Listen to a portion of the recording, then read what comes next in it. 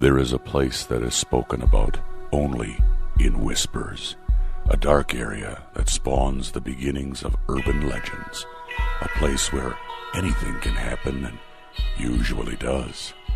During the light of day, it hides just outside of view, but when the sun goes down, spirits, creatures of the night, roam free, and things do go bump in the night. It is in every state and every country, and there is no escaping it, no matter how safe you feel behind your locked doors and latched windows. So we invite you to turn down the lights and turn up your radio while we join Dave Schrader and Tim Dennis, your hosts, on a journey into the darkness on the edge of town.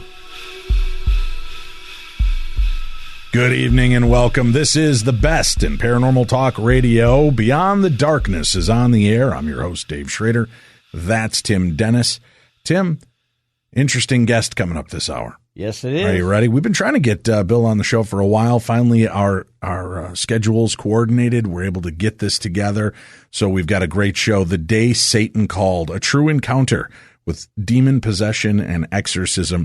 That's tonight's topic. Tomorrow, we're going to be joined by Dr. Andrew Nichols, and we're going to talk about witchcraft and magic from a parapsychological perspective.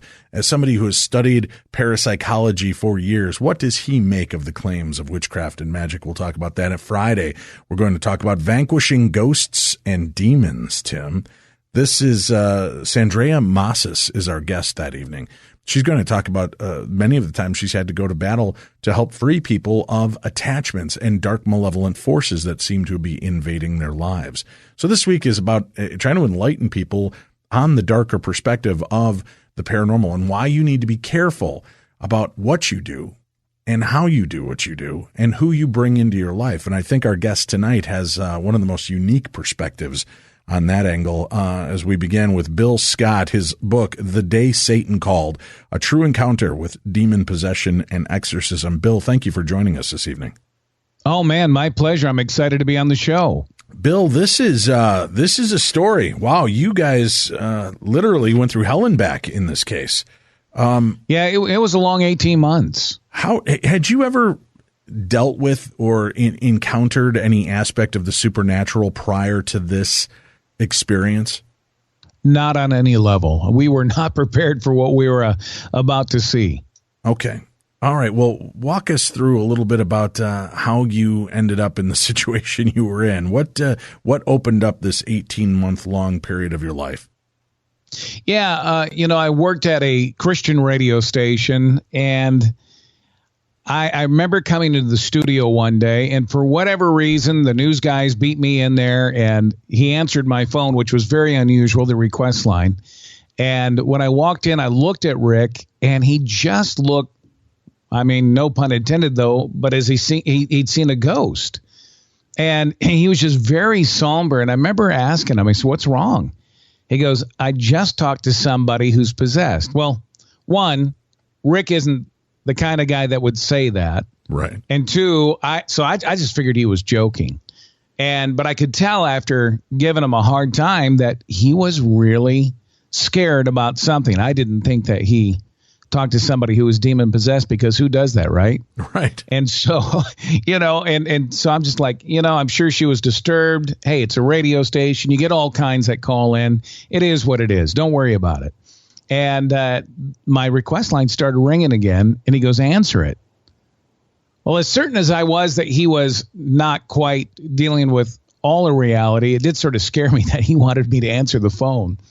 And I'll never forget answering it, and there's this little girl, Lacey. She said she was 16, and she needed help. And he's like, "That's her." And I'm thinking, well, she didn't sound too scary to me. And I said, what can I do to help you out? And she's like, "Well, I'm going to be sacrificed, and I need somebody to save me." Well, that you don't hear every day at a radio station. You hear a lot of weird things, right? Yeah, not even on our show. 12 years, I've never once had that phone call come in, thank God, Bill. Yeah, exactly. If it's going to happen, it's going to happen here on this show, you would think. Right. Well, let me ask you this. Doesn't it seem strange that if somebody truly was dealing with the demonic or possession, that the demon wouldn't rise up and try to stop the phone call from being made and the ask for help to begin with. Oh, absolutely. That's why I just thought, it's somebody, they may feel like they're going to be in trouble, but it was an odd deal. And I remember just thinking, I'm going to get this young girl some help. I'll give her some different safe houses, churches in her area that she could call, and that'll be the end of the phone call. Because I wasn't necessarily a believer that she was going to be sacrificed or that I was even dealing with anything that would be considered demonic. I just felt like she's going through a tough time, might be a mental thing. I mean, you just get all kinds of people that do call in with different needs. So I'm giving her, hey, here's somebody in your area. Let me give you the telephone number. And Dave, I'm telling you that at that point, I don't know how to describe it except for a very unhuman voice came on the phone and said, she's ours. You can't have her. And I just know that every hair on my body stood on edge. Now, I've never heard a demon, never grew up thinking I would hear a demon, never wanted to hear a demon.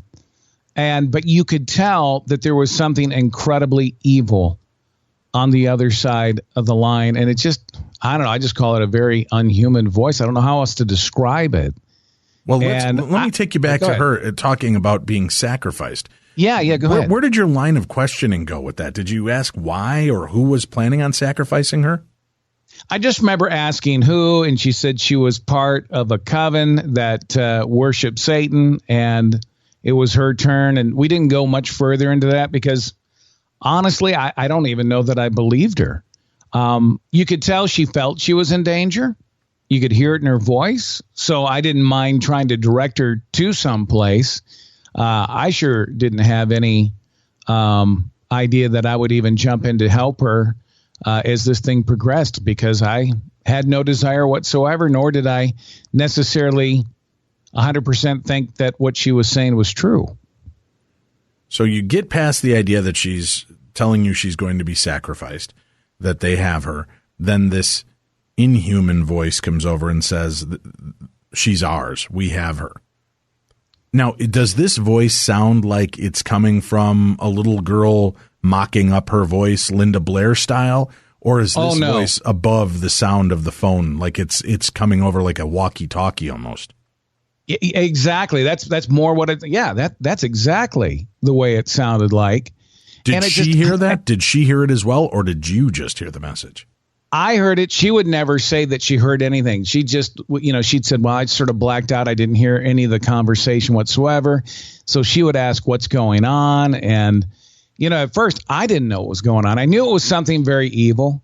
I mean, you could feel that. Well, yeah. The presence was overwhelming, but I didn't really know what to do with it. And I still am trying to process. I mean, it's coming at you like a freight train. And when you're someone who has never dealt with anything, look, I mean, I grew up in church and all. And I know there's some denominations that lean more towards dealing with demons. That was not our denomination. All right. So it just wasn't. I mean, we did not talk about it. I mean, yes, it's in the Bible and you'd hear a Bible verse or something like that, but it was never focused on, hey, be prepared for when you encounter something that's demonic. So I didn't grow up in that particular kind of denomination. It was very conservative. So I'm just trying to figure out, what have I stepped into, and how do you even handle something like this? And she'd hang up, she'd call back. We'd go through the whole thing. And this thing would interrupt saying that, she's ours and you can't have her. And of course, this is before cell phones, because this is in the late 80s. What would you say to the voice? I mean, were you saying, well, she's calling me, we are going to help her? Or were you just ignoring the voice, hoping that it would, if you didn't acknowledge it, it wouldn't continue? Well, at first I acknowledged it to some degree, just saying, no, we are going to help her. I had no idea how we were going to help her, but I figured somebody's got to have an answer and can help her in. And I still didn't know if the whole sacrifice thing was real. This is just sort of a byproduct of the phone call. Mm-hmm. At that point, I'm not even so much thinking about the sacrifice as I am what in the world is going on. And, this went on and off for really, because I felt like, okay, there is a girl that's in danger. and we needed to help her. And so that much I did know. And I thought, she kept calling from different phone booths. We'd even send some of our staff out to try to find her because she'd give different landmarks. And we go, okay, we think we know where she's at. And you just, you couldn't do it. By the time we get there, she'd be gone or we were at the wrong phone booth. And this actually lasted for a few days. And well, if she was in such a hurry to get help, why wouldn't she just say, Bill, I'm at McDonald's on the corner of 5th and Larpenter, come get me? Yeah, exactly. I didn't know. I mean, I didn't know if this thing was trying to move her. I mean, I didn't know how any of this worked, right? It's just like, because she would say she wanted help. Then it was like, she belongs to us. She can never get help. And, and I'm just thinking, okay, so what is really going on? I mean, is there somebody after her for real? And she's running? I mean, I have no clue. I just know when that evil thing would speak, it was just, and by the way, we never put any of this on the radio, of course. Right. I mean, it wasn't a show that was geared towards the supernatural. It's just a music station. So we didn't have this on the air. Plus, we didn't want to really make her a spectacle to other people. And plus, I think you'd probably lose a lot of listeners, just. Well, I don't know about that. People might have tuned in droves to hear that. Well, that's true. I mean, it was mind-boggling. But I have to tell you, Dave, there were times I wondered, were we being played in some way or another? I mean, it was weird because you could feel the evil, and it was a very unnatural kind of voice that would speak. But you still have to wonder, okay, really? And I'll never forget. Here's what tipped the scales for me. It was either day 2 or 3 that we were talking to her. And, we would even talk to her when I wasn't on the air. If she called, then we would get around a phone in the studio or the office someplace and try to find her. And there was a lady that worked at the church. And she had encounters, I guess, years ago with the supernatural. I'm not sure what all the details were with her, but she said, could I come and at least pray for you guys? Hey, absolutely, because I don't know what I'm doing. We just want to make sure this girl is okay. Right. And so Susan said, well, next time you get a call, I'm going to come in. And so somebody must have told her we were on the phone with Lacey. And so she sort of slips in, shuts the door. And the phone just goes quiet. We had it on a speakerphone. We were talking to her, and you'd still hear that demon that would talk. And it was just quiet, an eerie quiet. And all of a sudden, you heard that most unhuman voice go, Susan, good to see you again. We've missed you. All right. No. At this point, something is going on that is far greater than anybody in that room. Something supernatural, because nobody said Susan.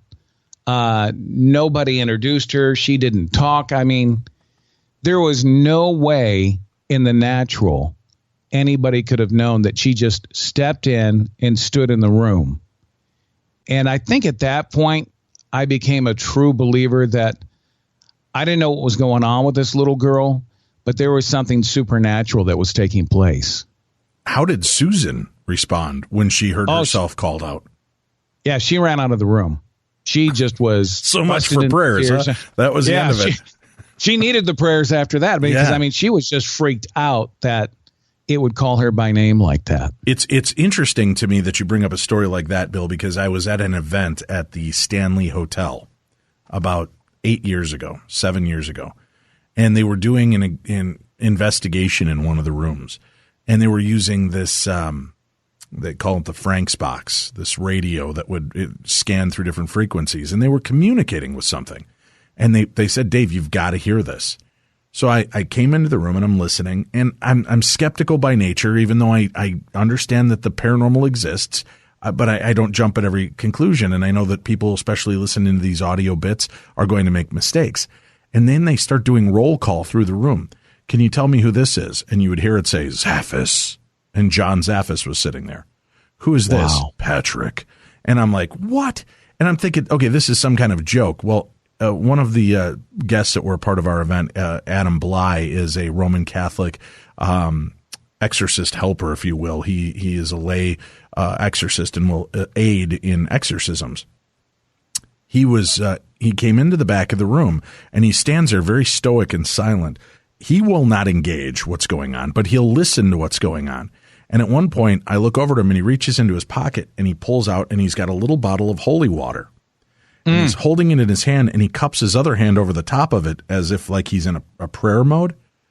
And you hear the voices on the box, and all of a sudden you hear the from the radio, and then you hear, "He has holy water," come out of the radio. Wow. And that was the moment, much like you, that moment when suddenly this isn't a game now.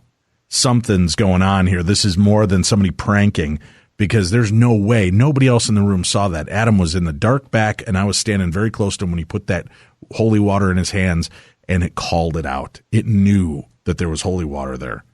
And that moment, much like yours, that's where every hackle raised on my body, and I realized, oh, crap, I'm into something here. So I can kind of feel that perspective for you and what you were up against. Well, you just know at that point, this is the real deal, because like what you said before, there's a lot of people talking about it, and I think some of it's fake, some of it's just misinterpreted as to what they feel, but when you see something like that, you know for a fact that there's something supernatural taking place. Right. And to be in the position now, you hear this. Are you contemplating just not answering the phone anymore now that you know that it knows who the players are? No, I didn't. Although, in hindsight, that may have been a good idea. I'm 25, 26, somewhere in that area, and I wanted to help this girl. I don't mean to be weird right now. Bill, was that a noise that just came from you?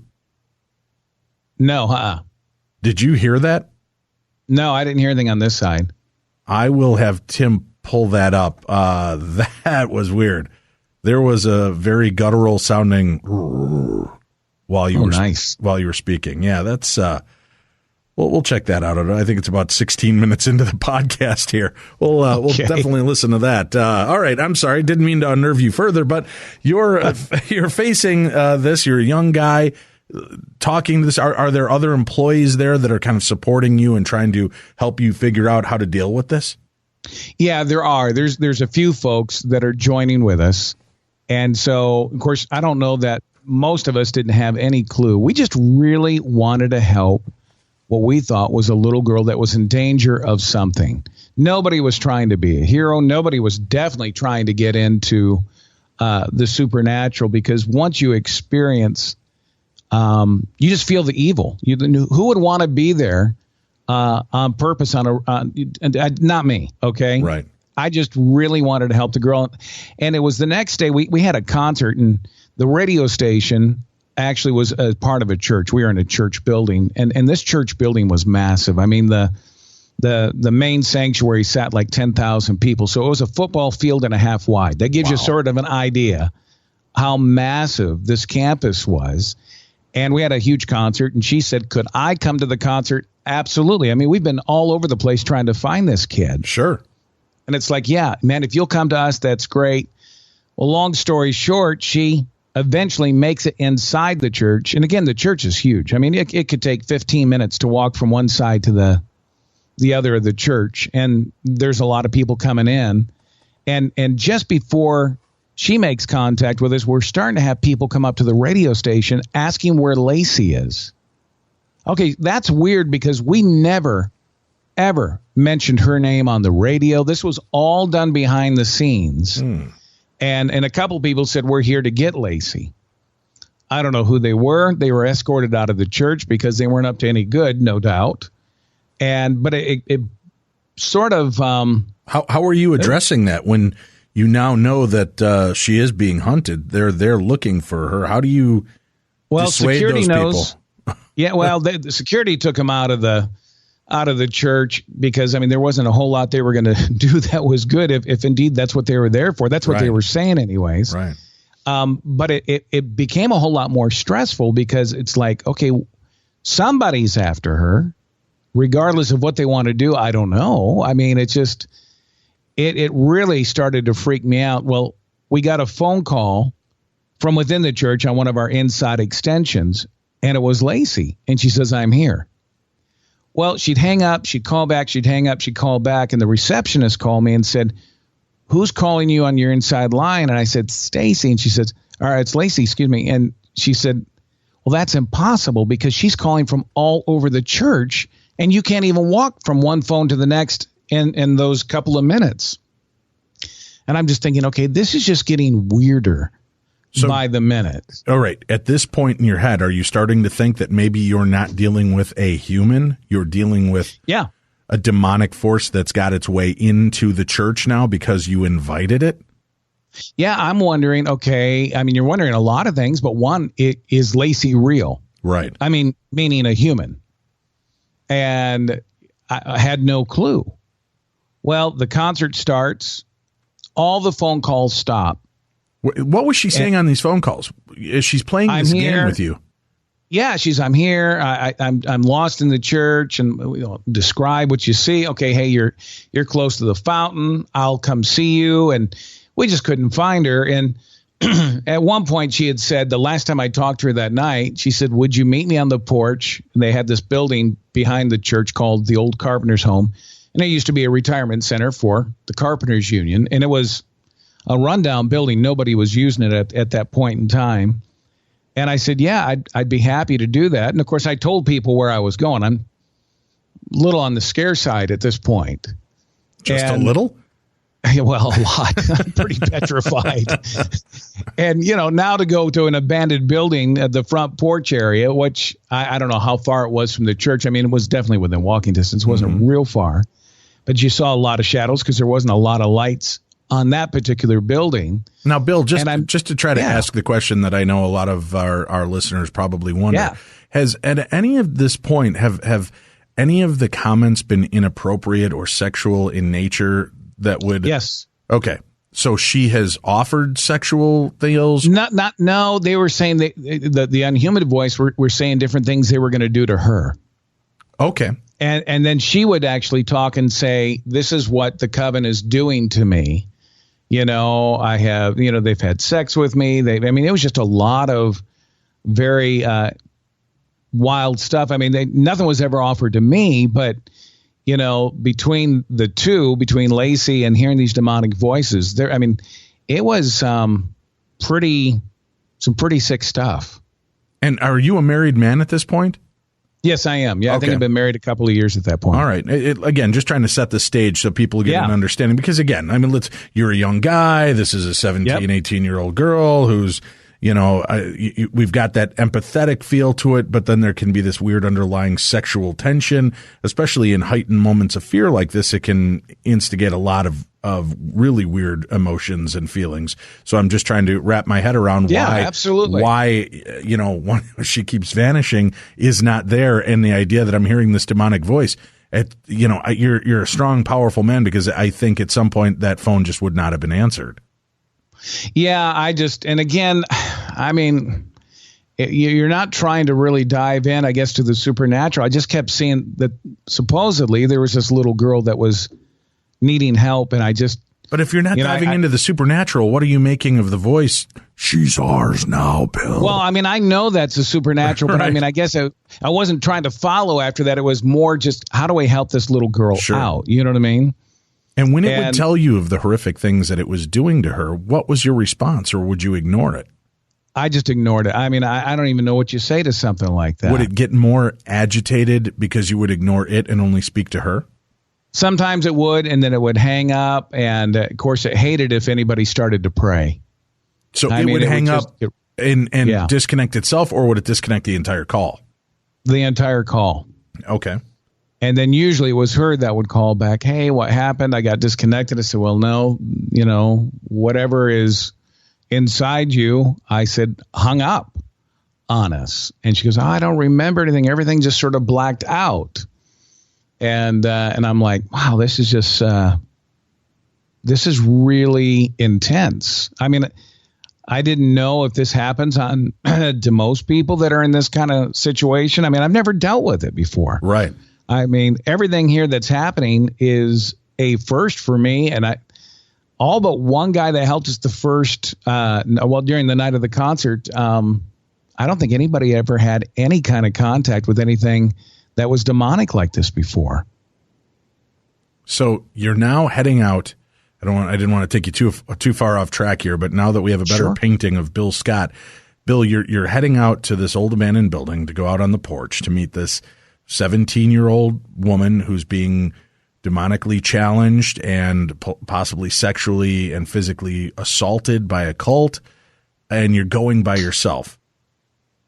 Yeah, I mean, there were people still. Yeah, do you feel, looking back at it now, do you feel like maybe you were kind of under hypnotic suggestion yourself, that you were continually putting yourself into a situation that could have been extremely dangerous for you as well?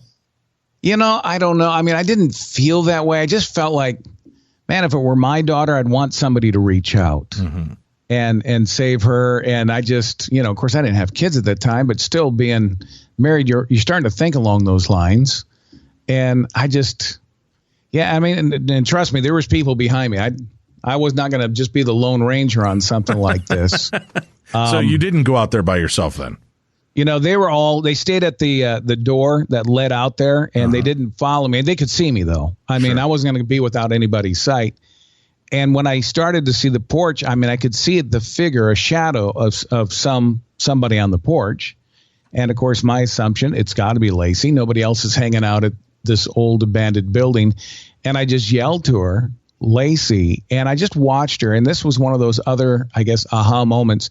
She just runs across the porch into this brick wall and disappears. And I'm sitting there looking like, did I see what I just saw? I mean, is this for real? And when I realized, indeed, that was what happened, because she was just gone, and I just turned around. I ran back to the church. I didn't walk. I just ran back and told everybody what I had just saw. I mean, some probably thought I was crazy. I thought I was crazy at that point. So then it makes you wonder, going back to what you said earlier. So is this a real person or not? Right. Right. Because, I mean, she just disappeared. I mean, she was just gone.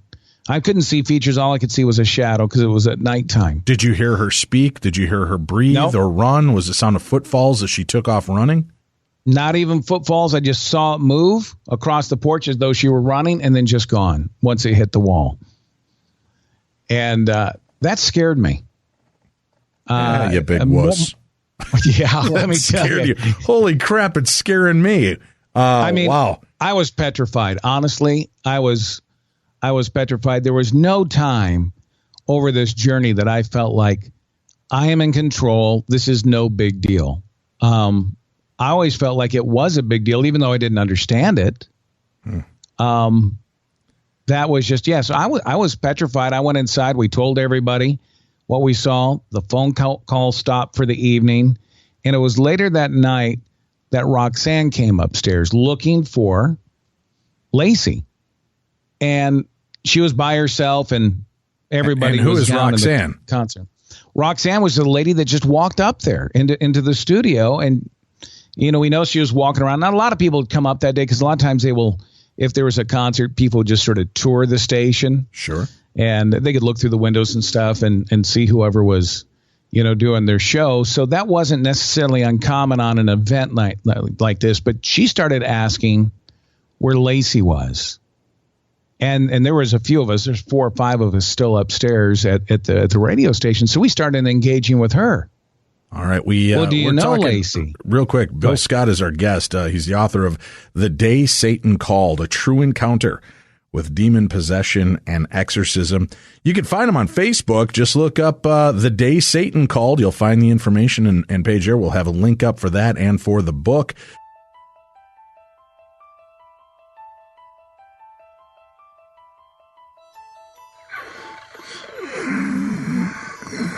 Hello, Father Marin. What a lovely day to listen. The power of podcast compels you! The power of podcast compels you! Beyond the Darkness is your podcast now. 5 days a week on podcast1.com and iTunes.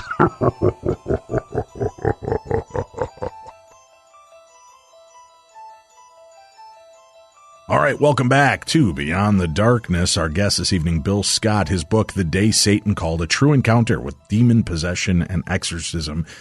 An event in his life that started in 1988, went through 1989, an excruciating 18-month period. All right, Bill, we need to know. First of all, you start getting phone calls at the radio station. This girl's begging for help. She is a sex slave of some creepy cult. While you're talking to her, a demonic dark voice keeps overlaying and chatting to you. And out of curiosity, Tim brought it up during the break. While she was speaking, did the voice ever overlay her as though the two voices were speaking at once, or were they always separate?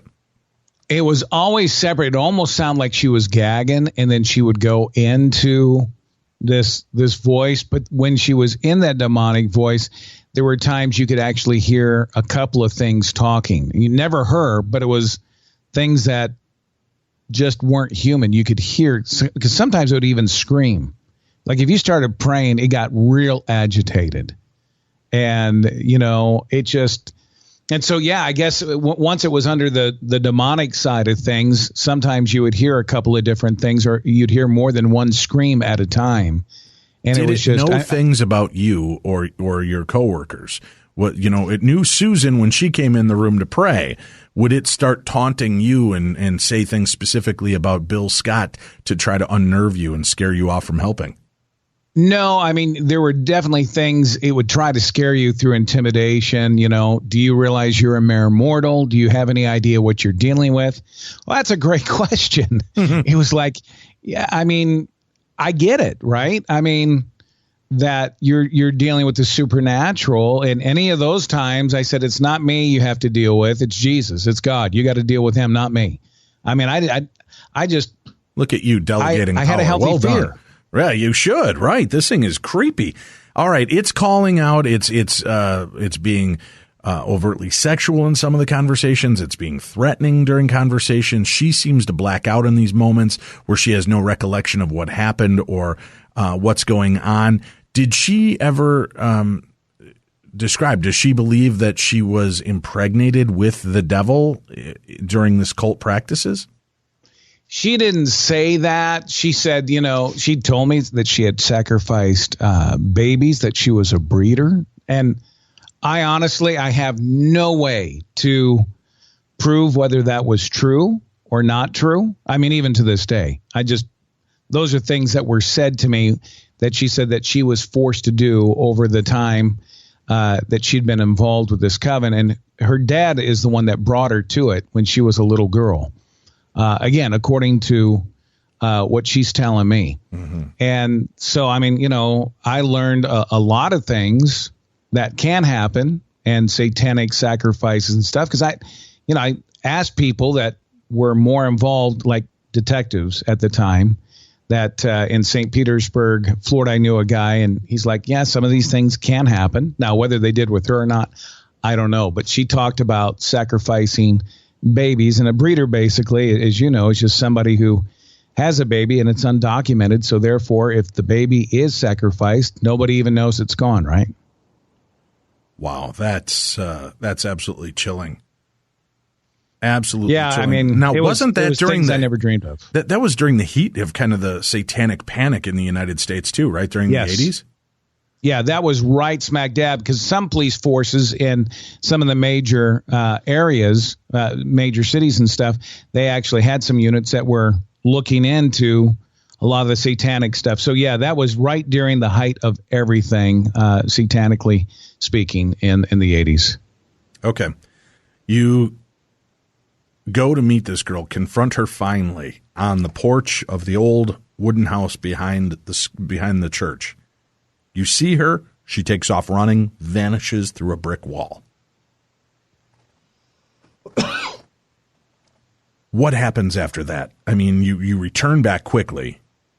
Real quick. Realizing that now you're really in this over your head. How does she go from a ghost-like, shadowy apparition to human form in your world? Well, we don't hear from Lacey after that, for that particular night. What we did see was Roxanne, another lady, coming up saying she was looking for Lacey, and it was just her by herself. And so we started talking with her, and she's, well, I'm supposed to bring her back. And it's sort of lined up to what Lacey was saying. And I'm like, well, you can't have Lacey, and we're trying to help her. And I had never seen anybody in person that could speak with a man's voice. I mean, that lady's eyes, I remember, just rolled in the back of her head. And we start hearing the same stuff that we did on the phone. You can't have her. She belongs to us, talking about Lacey. And I just, honestly, I felt like I'd stepped into some sort of cheap horror flick.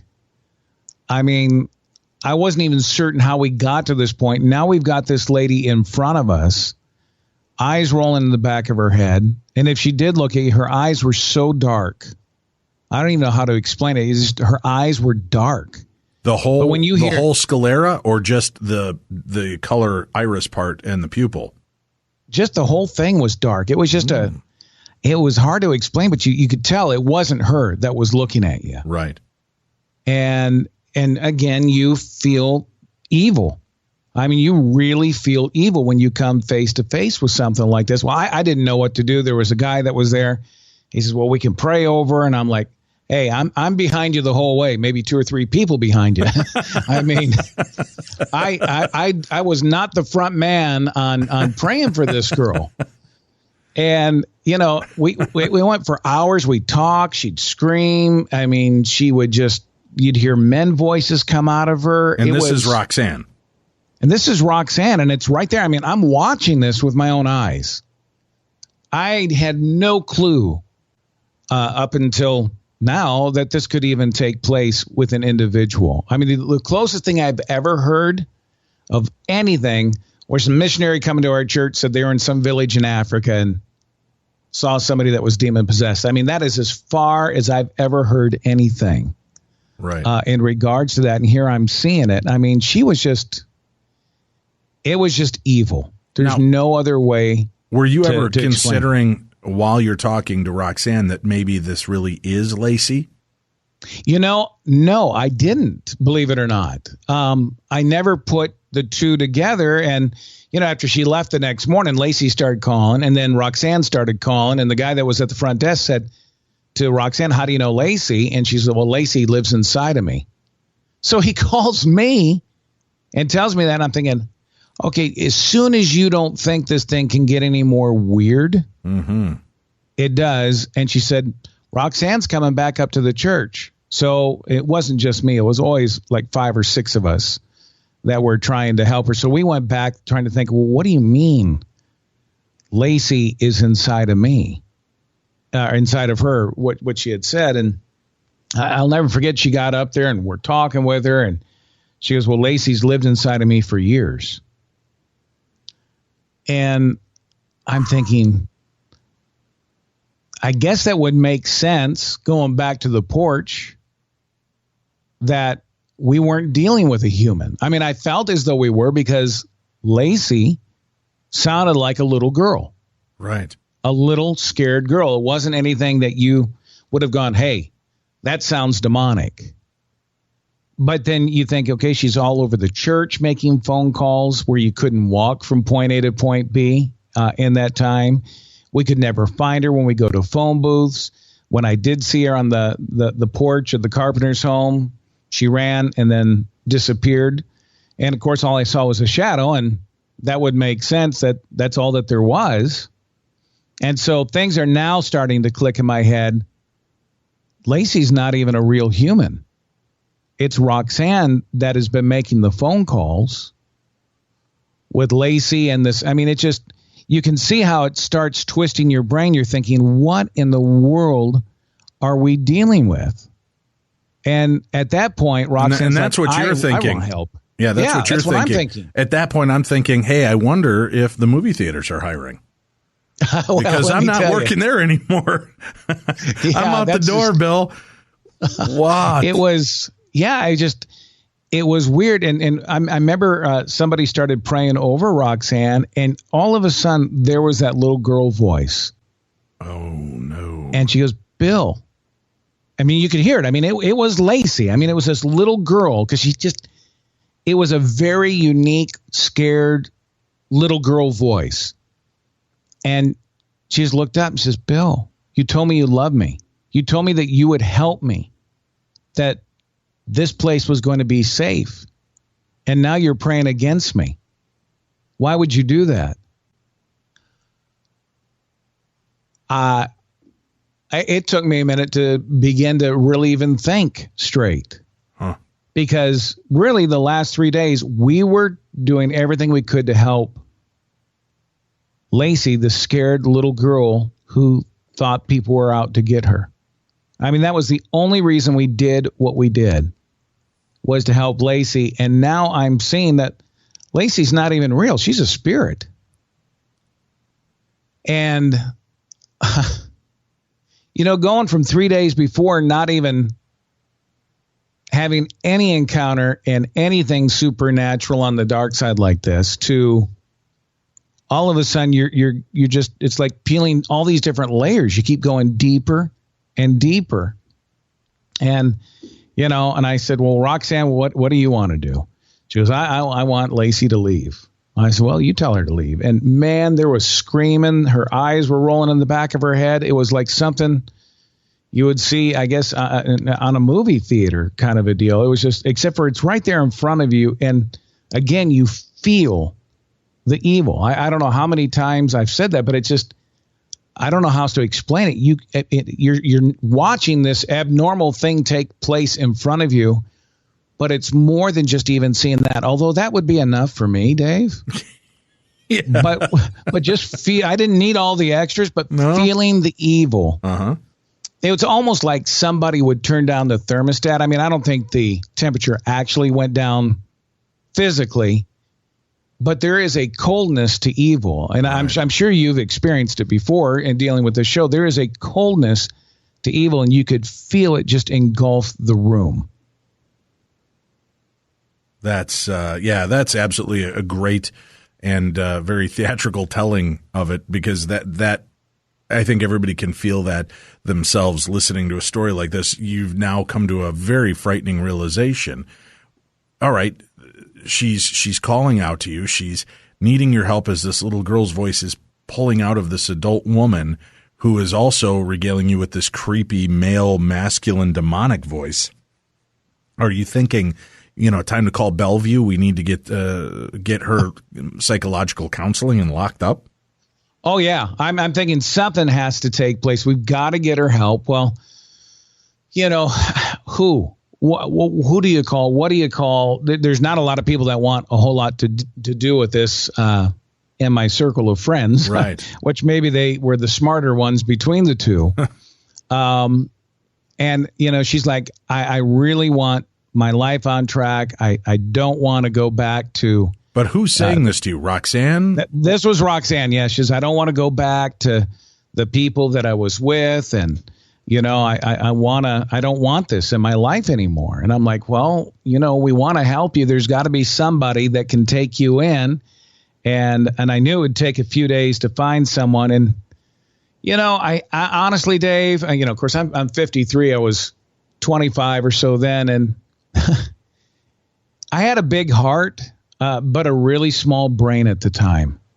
And I think just my passion to help somebody overtook any good kind of common sense, because I'll never forget telling her, why don't you come home with me and my wife, and you stay with us until we can find somebody to take you in, an organization, because I figured there's got to be somebody that can take her in and begin to help her out.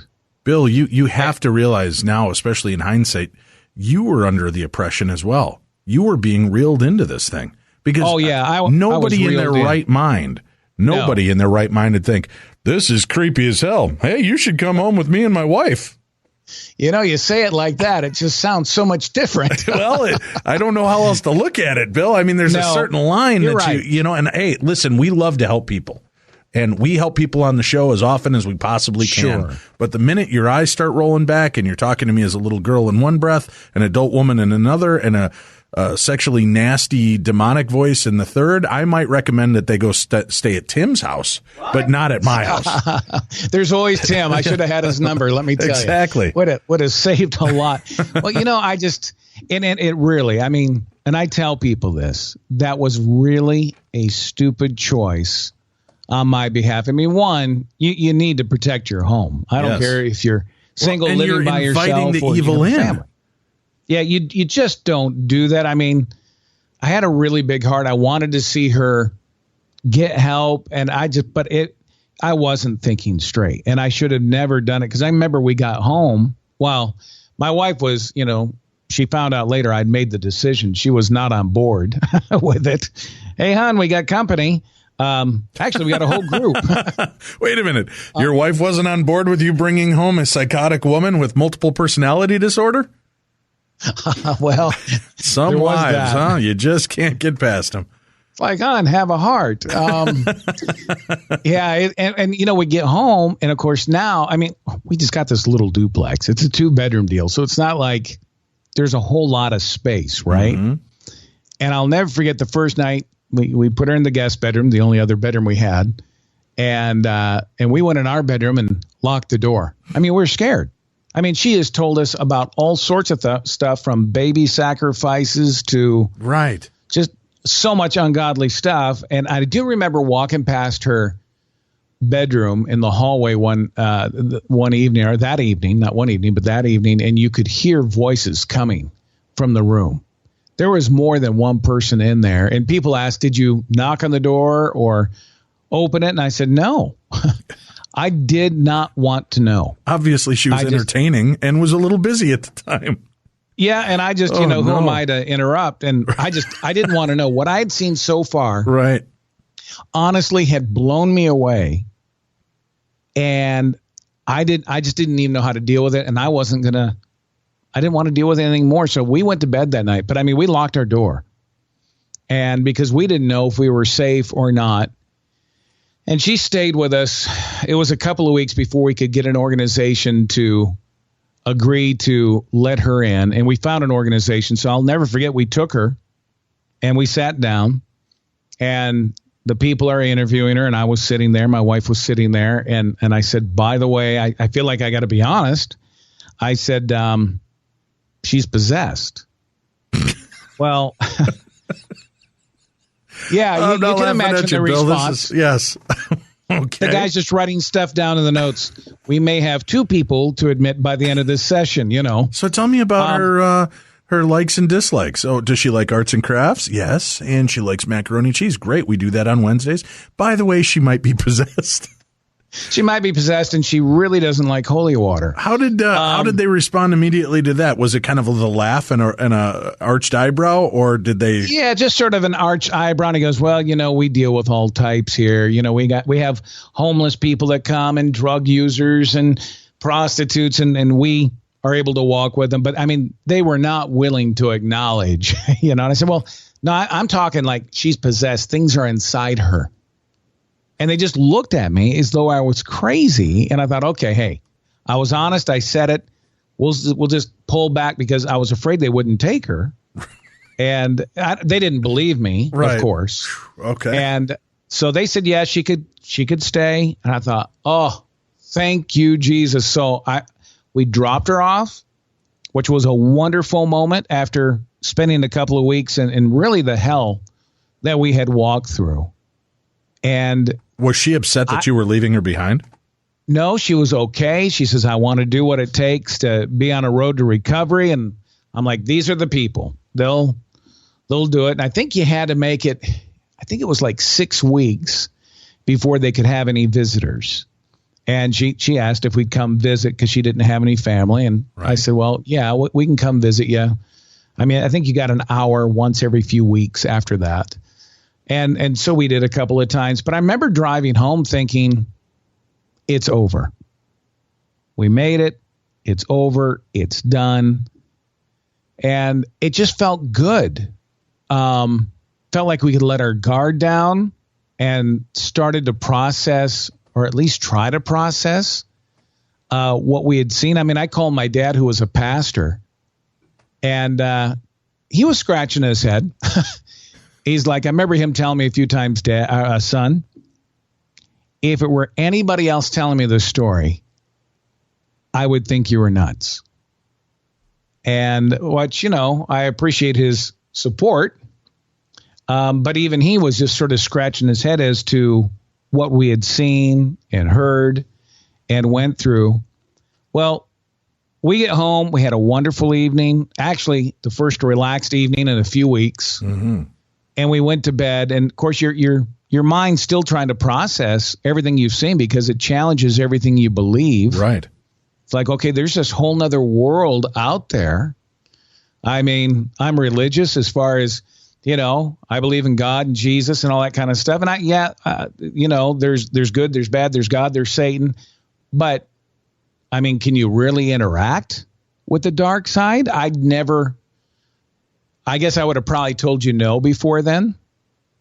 Not so much after that event. So I'm processing it. And we laid down to go to bed, and I started getting real scared, and I could feel evil. I'm assuming it's just everything's catching up from the last 3 weeks, everything I saw. Right. And so I didn't say anything. I just laid there in bed, and you could feel it getting more and more strong. And all of a sudden, the bathroom light turns on. I cannot tell you how scared I was. And my wife's like, what just happened? I said, I don't know. I said, I could feel evil. She said, I could too.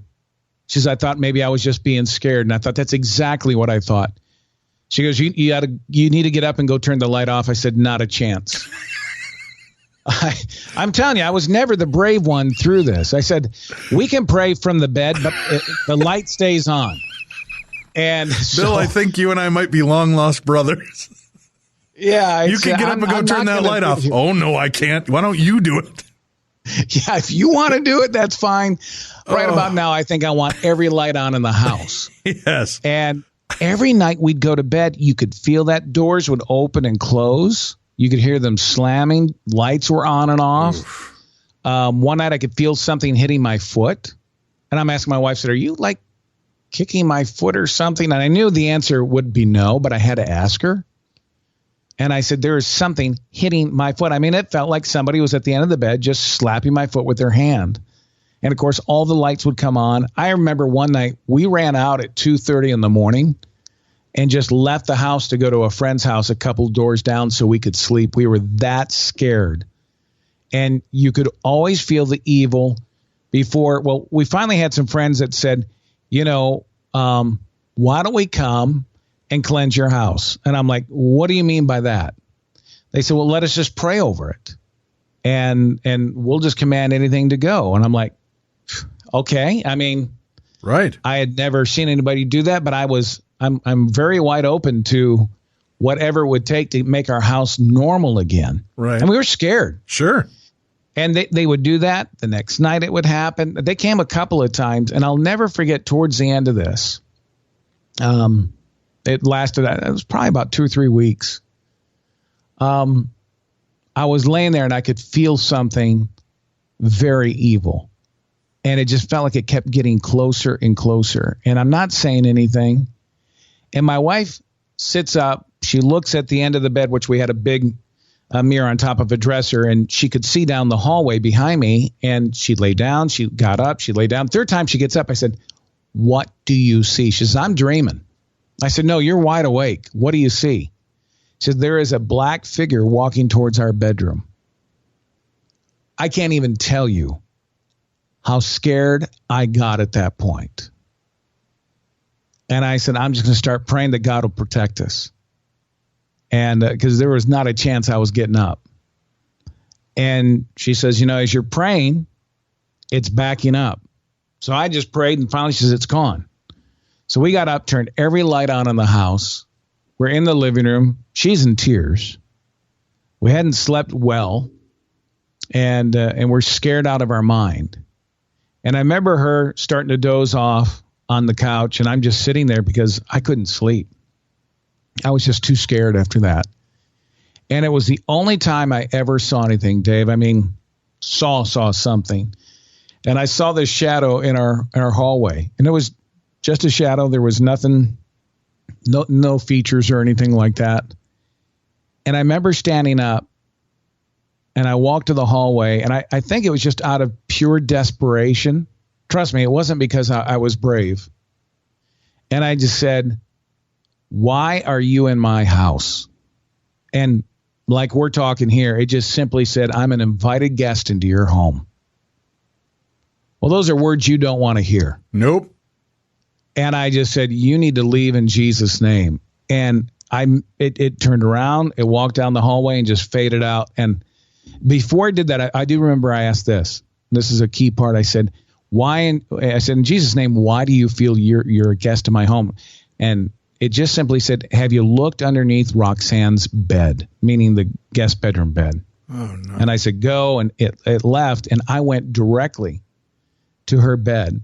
And I looked underneath, and there were all these satanic like rings. There was a black cape that I don't know what she used for, but there was a lot of just satanic jewelry and junk underneath the bed. Not a lot, but I took it out. Man, I didn't know what to do with it. So I smashed some of it. I put it on the grill and I burned, and I just wanted everything out. I'm desperate. And the only thing we had left was her car in our driveway, and I thought, I want that off my property. Right. I don't want anything thinking that it's an invited guest into my house. And this time my wife is up because, the barbecue's going at 2:30 in the morning, and she sees me getting rid of this stuff. I get in the car. God is my witness. You could feel that there was something in the back seat. You could feel that evil, and I just kept saying to myself, do not look in the rearview mirror. Now, whether I would have saw something or not, I don't know. But I could feel it. And I was so scared, I was going to take the car about 2 houses down had like a little cul-de-sac field. Right. I was going to park it there. I had one leg out of the door, with the door open as I'm driving it. So at any minute, I can just bail. Right. I'm telling you, there was something in that car. And man, I got done.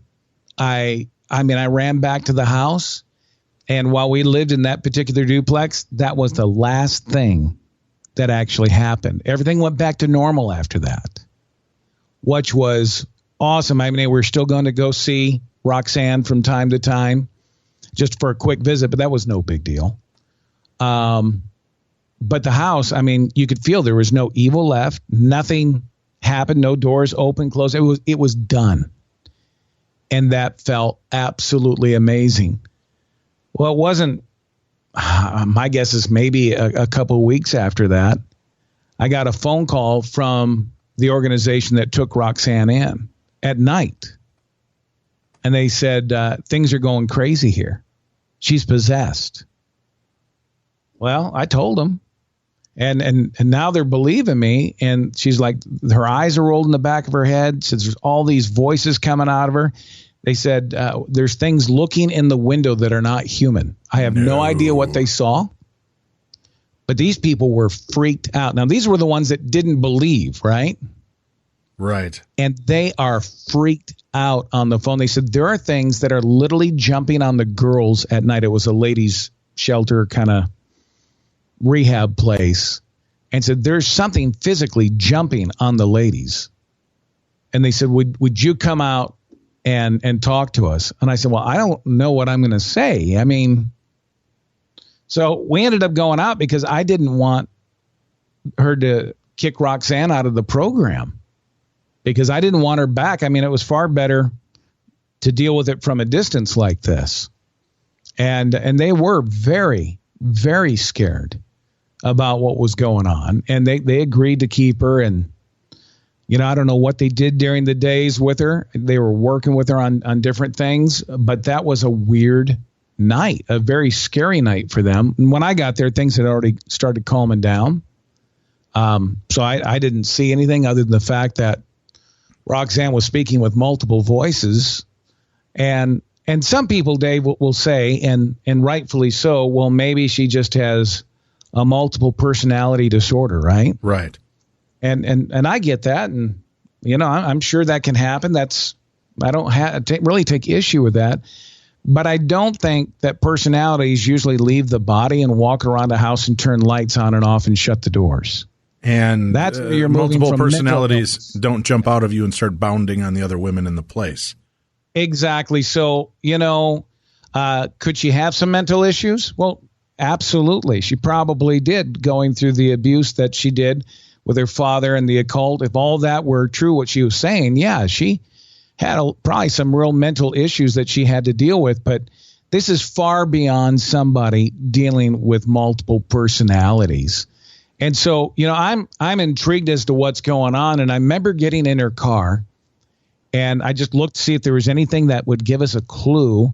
And I found a book, and it had a lot of dates, names, and in it, and addresses. And I just thought, it was all over the country. And I thought, what in the world? So I just picked a name and decided to call. And I honestly thought more than likely it'd probably be somebody that was in her coven or something. And of course, I don't think there was an even caller ID back in 88. And so I wasn't real worried about the person knowing who was calling.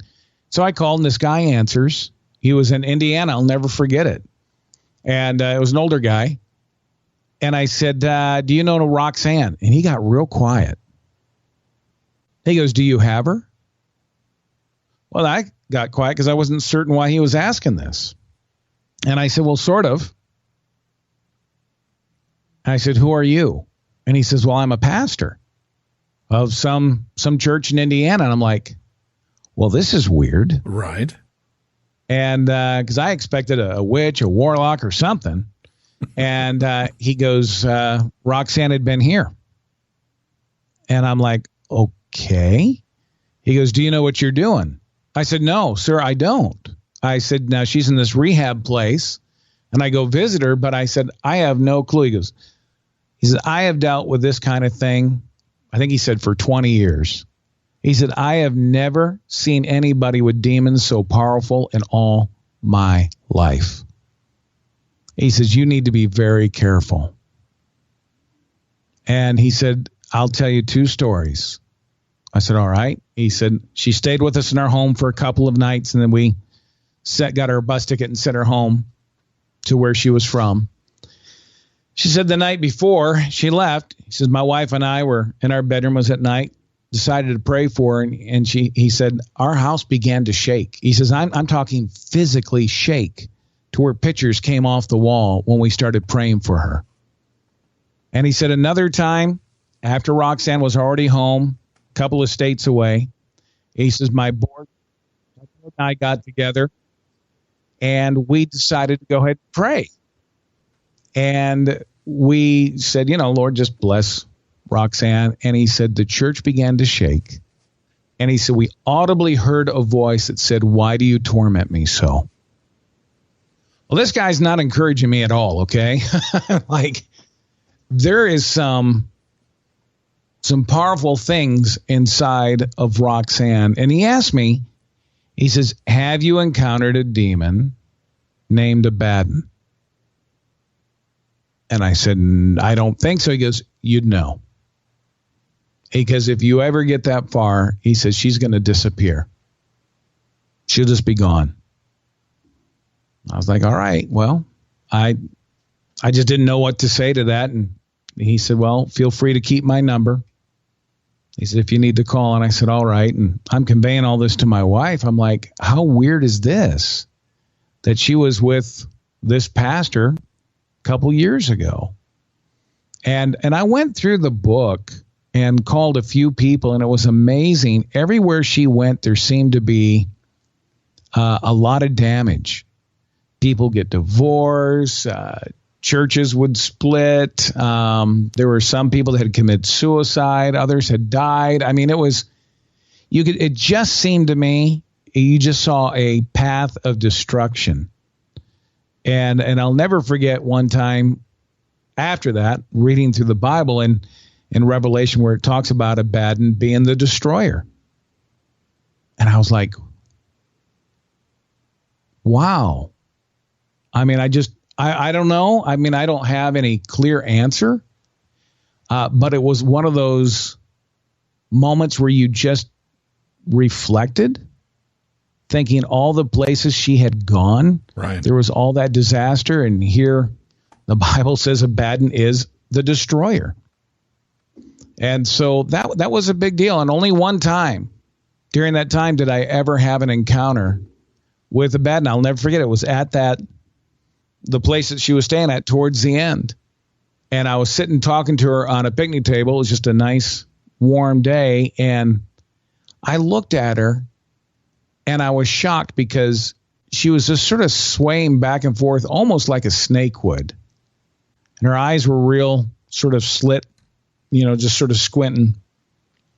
And I had felt so much evil over the course of, at that point, about probably 10 months. It seemed to be very small compared to what was happening at that picnic table that day. And all she said, and I said she, it was actually the demon, and I believe it was Abaddon, just finally said, "You found me. And better men than you have tried to get rid of me." I never said a thing. I just, the level of evil was so, I just, everything I had seen up to that point didn't even come close. And I just felt like I needed to keep my mouth shut. And I did, and that was the only time that I know of. Once you have the name of the demon, isn't it easier to rid yourself of it? It is. But, even in one place in the Bible, it talks about some are so powerful, it takes fasting and praying and multitudes praying over that. You know what I mean? Right. And I figured, well, that guy said this was a pretty powerful demon. And I thought, it's just me, and I'm just not going to attempt it. I honestly feared for my safety. Yeah, you should. By the level of evil that I felt. And, during that time, every once in a while, people would call saying that they were looking for Lacey still. And I'll never forget. And, I'm not at that point, my dream was not to dive in and live the rest of my life in the paranormal like this, or become an exorcist or anything like that. Not at all.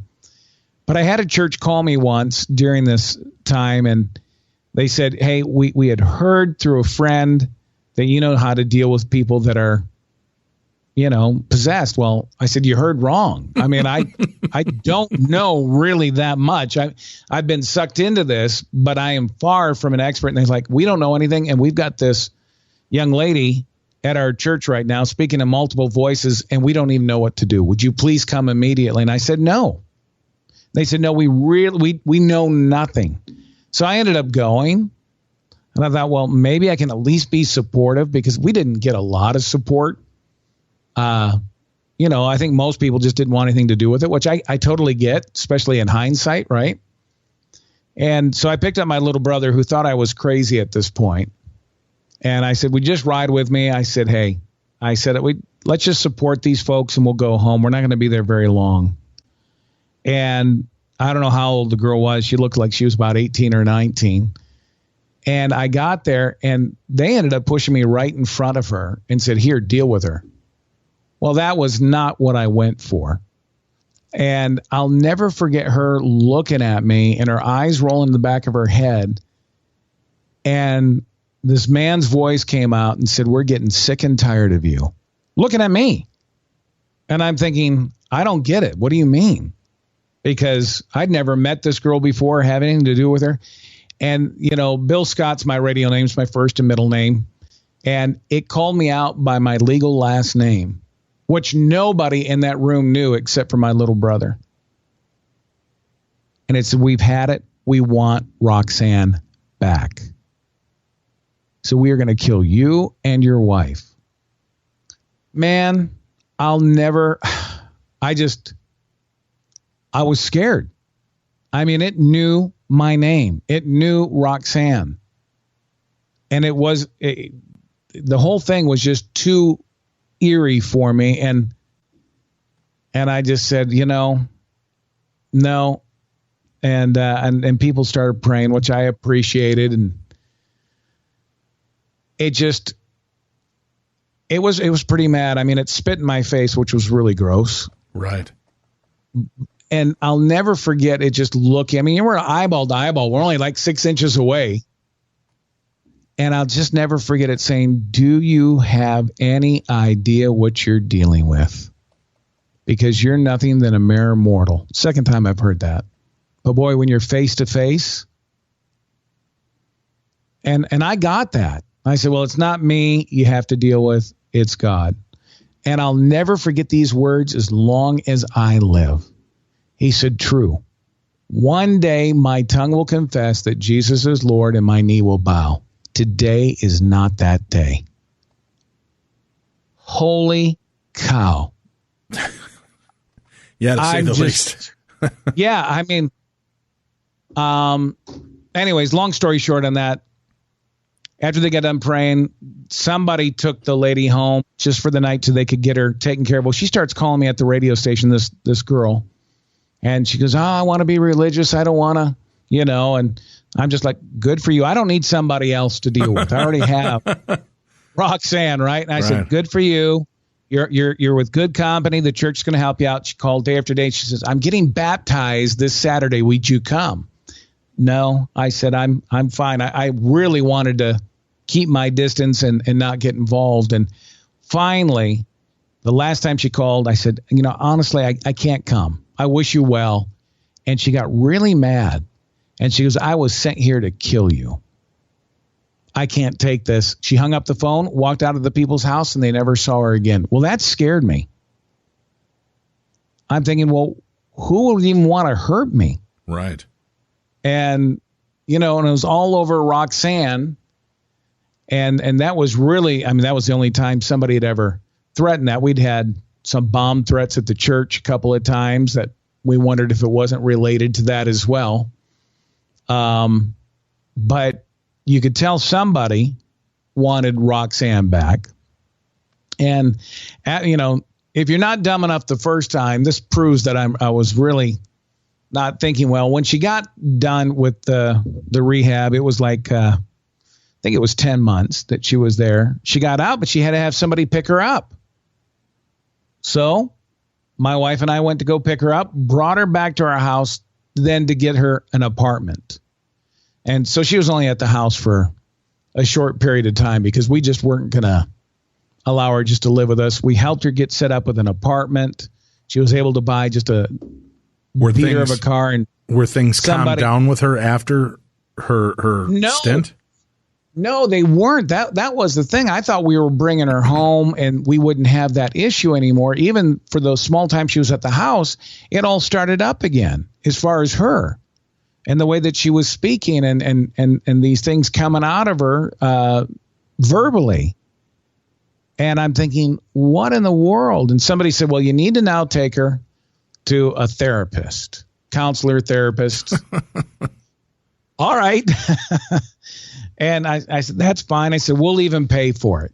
And so I remember we did. And I sat down with a therapist before they got started. I said, I want you to know, as you counsel her and work with her, she's possessed. Well, it didn't go over real well. I think they thought I was probably the one that needed counseling, right, which I probably did on some level. Sure. I mean, here I am. I brought her back home for the second time, but they didn't believe me. And I remember one of the sessions, I'd wait out in the lobby, of course, and he came back and got me. It was our last session together, but she had gone nuts in the session with men voices starting speaking back to the counselor, therapist, and he had never experienced that before. And he didn't have any answers for it other than the fact that he wasn't going to see her again. He was scared. And he had the right to be. You could feel the evil in the room.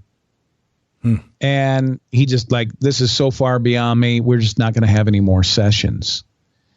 And I'll never forget. I mean, this is, man, I mean, you're tired after 18 months of all this going on. And I mean, I'm sure I'm missing a lot of details that I put in the book because we don't have time to go through the whole book here. But I remember I was at, somehow, I don't even know how, I was at a pastor's house overnight. It was a friend of mine, and it was actually her husband. And they invited me in, said, you're a couple hours from home, spend the night, leave tomorrow. I said, that's cool. So I sit down with this guy, and I'm just sharing the story of what's going on and what had gone on. And he goes, he says, I think I know what's going on. Well, I've wanted to hear that for the last 18 months. Right. And I said, well, what do you feel's going on? And he says, he says, I know sometimes this seems even beyond supernatural power. And I said, yeah, it does. And he says, he says, yes, she's possessed. There's no doubt. But he says, I really think she's playing you and they're playing you. And it really is to get your eyes off of your life and your calling, whatever God's called you to do. And they're after you. They're not after her. They already got her.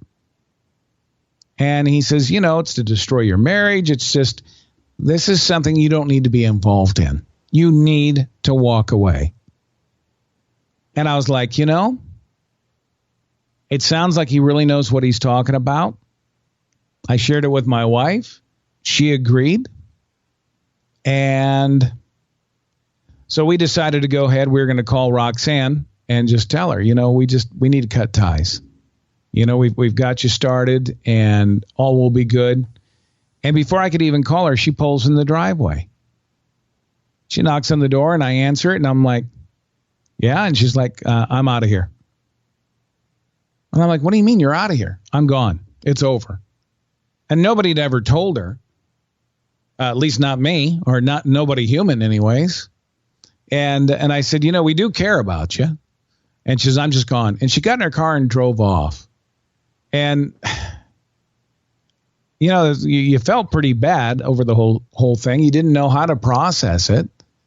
Because what we just did out of a good heart. Now, would I do that again?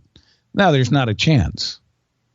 You have to have some common sense, which I was lacking in a huge proportion back in the day. But we saw so much evil during that time to give you a glimpse of, is there another world out there? Well, yeah, there is. And it is very real. Just because you don't see it on a regular basis doesn't mean it's not real. I mean, I can remember one story. We were, after we got Roxanne out of that rehab center, I told her that, some of the things that were underneath the bed caused that to be an invited guest, that demon. And she goes, well, I got a lot of stuff back at my home, which was about a 10-hour drive away. She goes, maybe I should destroy all that and cut all my ties. I'm thinking, well, that's a great idea. Right. And I said, we'll take the drive this weekend. Anything to help you out. Well, when I was at work that day, my telephone line rang and I answered. It was a request line. And it was that demon. It was an unhuman voice that says, you will never make it to crush that stuff. We can not allow you to do that. And I hung up on it. The next line went. It was him. I hung up. All 10 of my request lines were going at the same time. It was him on every single line, which really freaked me out. And the only time I really joked about this was then I looked at one of the secretaries came in and I told her what had just happened because it was pretty wild. I mean, you're not going to be able to jam somebody's all 10 lines, one individual. And I said, you know what? If he's that big, bad, bold, and sassy, why doesn't he just bring the stuff to the house and I don't have to make the drive? And while she was standing there, I answered the phone again, and it said, I heard what you said. Your wish is my command, and hung up. And I thought, what have I done? And I'll never forget getting home that night. And I went into the garage for something, and there was a pile of jewelry in the middle of my garage. And it was satanic jewelry. And I asked Roxanne, I had her come take a look at it. She goes, that's my stuff. The next day, my request line rings again, and it was that same demon that said, did you see what I brought to your garage? Do you want me to bring the rest of the stuff? And I was like, no, in Jesus' name, no. And I just hung up on it. So do I think it's real? Yeah, I really do. I haven't told a lot of people up until the book came out, and I didn't write it down for a book. Literally just wrote it down to get it out of my head and onto paper. My wife just thought that would probably be good. You don't tell this to a lot of people because they think you're nuts. And I don't know. I think if I were listening right now to your program, I'd wonder, if this were true or not. And honestly, I don't do a lot of interviews. I mean, you know that. I know you've been trying to get me on the show for the last year or so. And I just don't. I mean, I've done probably 2 interviews in the last couple of years. It's just weird to even hear myself talk about this because it is so real, and you sort of relive some of it. And, I try to make light in some areas only because it's such a heavy subject. Right. But and once she left, once she confronted the fact that she was done and left, was that pretty much it for you? Were you able to break free from whatever these things were attaching to your home and life? Yeah, we did okay after that. I've only had one encounter in the last 20 years. And it was just a little bump in the road with somebody. It wasn't a big deal. So, nothing really has taken place, and hadn't talked to her until, I had written it all of it down and on paper, and a friend of mine picked it up and said, "Can I go read this?" "Oh, I don't care. You can read it." Well, he ended up saying, "I've got a friend that would like to read it." Well, he ended up being an agent, and he's like, I think we need to get this out. And I was like, okay. And so we did. And when we got it all done, the publisher said, "You have to have her sign off on this, even though names have been changed in states, because she's not a public figure. If she can prove it's her, you could be in trouble." And I'm thinking, well, that's the last thing I want to do is find her. Right. Exactly. I mean, this many years later, and I thought, okay, I got to. And I told my wife, I said, well, I know the state that she used to live in the city. She was what we call the churches in that area because she always seems to show up at a church. I said, all right. And of course, she comes back. She's got like 300 church names. I'm like, are we really do this? And she goes, yeah. And I said, okay. And the first church my wife calls, they go, yeah, Roxanne goes here. Out of all 300 churches that we were about to call, and within a few minutes, Roxanne was calling my cell phone.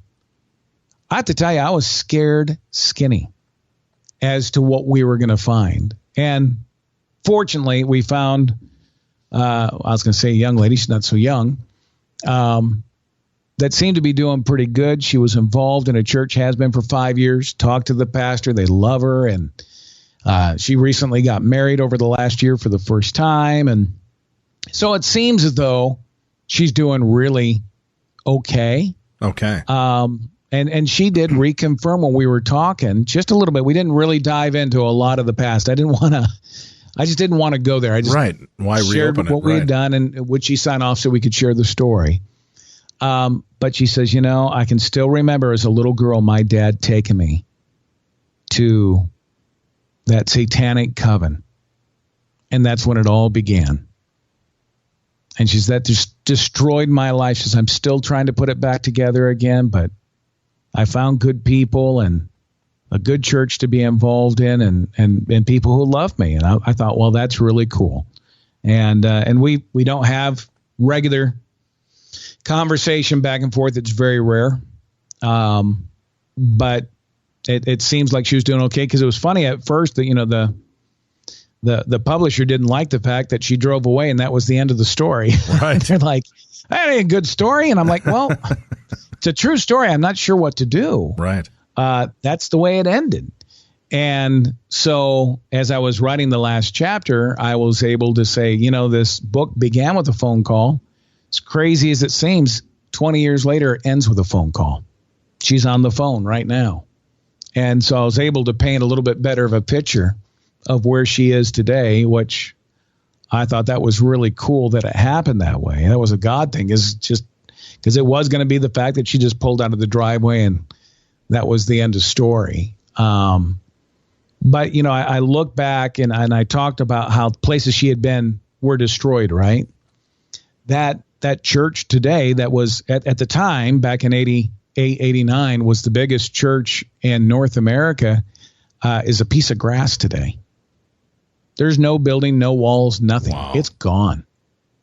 The radio station that had been on the air there for 20, 25 years, gone. I mean, it's gone. There's nothing left of it. And Well, I'm glad that you and your wife survived it, and that you're both still here to tell the story. Well, me too, and I just hopefully people will receive parts of it, if all of it. I don't know. I'm sure there's going to be some that are thinking this guy is smoking that special weed or something like that. I don't know. I don't know, Bill. Our audience is pretty open-minded to this, and I think you had a powerful story to share, and it's one of education and enlightenment, and it's telling people how they need to be careful with who they involve in their lives, and even when you think you're doing something with pure heart, that can open up a world of negative intention in your life. So, Bill, I took quite a bit from it. I was amazed, amused, and entertained through the entire thing, as I'm sure our audience will be. Thank you for finally giving into my relentless pursuit of you, and we appreciate you joining us on the show this evening. Well, Dave and Tim, it was my pleasure. Thanks for having me on. The Day Satan Called, a true encounter with demon possession and exorcism. Bill Scott, our guest this evening. Tomorrow, we'll be back. Dr. Andrew Nickel will be with us as we talk about witchcraft and magic from a parapsychological perspective. And on Friday, vanquishing ghosts and demons. That's all on tap for this week. Do me a big favor if you could.